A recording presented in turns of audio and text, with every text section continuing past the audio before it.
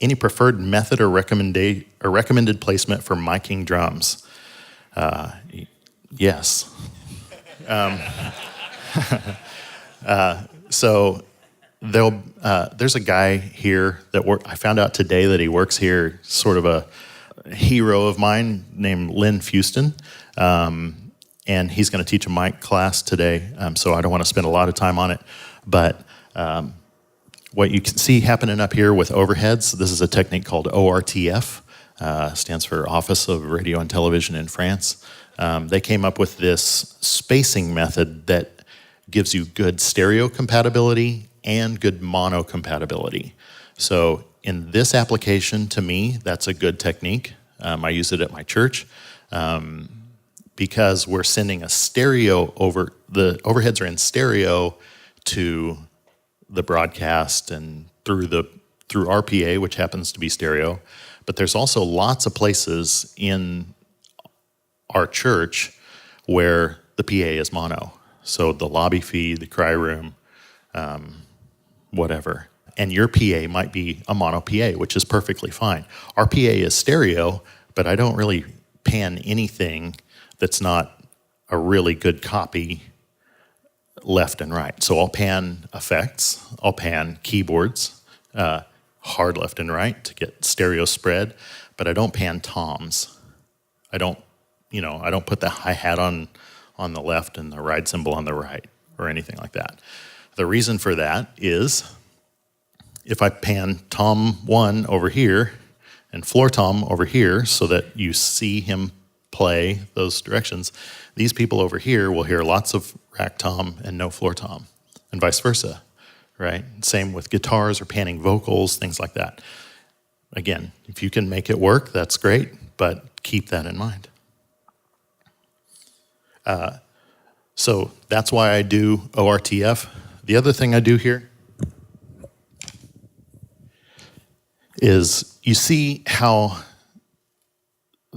this is at an angle. What I'm doing here is I'm dissecting the kick and the snare. And so I learned this trick by listening with my ears. That's a good tip. So I was in the studio, we put mics up, and I pulled up the overheads, and I heard, I'm trying to think of which direction I heard it. I heard kick, snare out of the studio monitors. And I was hearing kick, snare, and I thought, well, my first instinct was balance the gain of the mics so that the snare is in the middle, and then it was kick, snare. You know what I mean? And so I thought, okay, well, I've got to fix that somehow. And so it just came clear to me, I need the kick to be in between the two microphones, and I need the snare to be in between the two microphones. I did ORTF spacing, which is 7 inches. The capsule is 7 inches apart and 110 degrees. And when I did it, I realized, oh, well, this mic is sort of pointed at the rack tom, this mic sort of pointed at the floor tom, and I went back in the studio and pulled up the overheads, and weirdest thing, it sounded like a drum kit. So that's my idea there. Drum mic placing for kick. Know this about mic placement. The sound that you're capturing changes a lot with placement. So I believe you should fix acoustical problems with acoustical solutions and electrical problems with electronic solutions, right? So if something's not sounding good, what's the first thing you should do? Should you move a microphone? Or should you, this is a loaded question here, the first thing you should do is go listen to the source. If it doesn't sound good, leave that little cage, come up here, and walk around. Almost every Sunday morning, I'm walking around the stage as the band is playing, seeing what it sounds like up here. And I keep that mental reference of, this is what this singer sounds like. I'll get maybe not uncomfortably close, but close enough that I can hear what they sound like naturally. Come up, listen to the drums.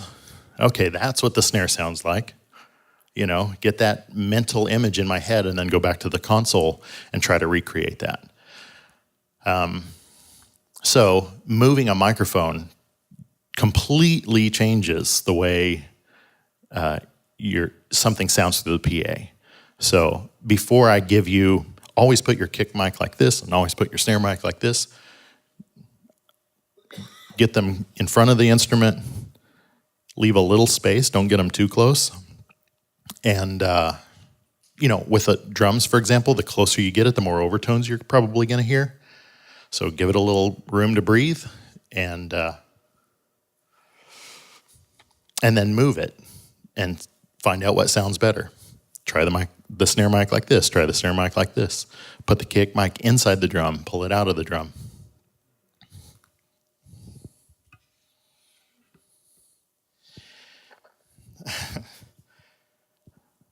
How did you get such an amazing drum mix last night? Was it your mixing skill or drummer skill or equipment quality, etc.? I would say it was, trying to be objective here, I would say it was 50% or maybe more, 50% drummer skill. And I would say 70% drummer skill if you consider that it was the drummer that tuned the drums. So if the drums are not tuned well, there's nothing I can do. The drums have to sound good right here. When they do, then, Joey tuned this kick drum. When we first came in, it was very jazzy sounding and didn't have a hole in it. It was very open, lots of overtones. Would not work for the style that we were doing. So they cut a hole in the head. Joey tuned it. And when I pushed up the fader, it sounded good. I made a couple of tweaks to make it work as best I could across the whole room. And that's, again, get out of the sound booth and walk around the room and see what it sounds like everywhere. One thing I noticed was I was really happy with it at my position, my mix position. And then I moved to the middle of the room, and it completely changed. Does that happen to you guys? Yeah. You have dead spots or,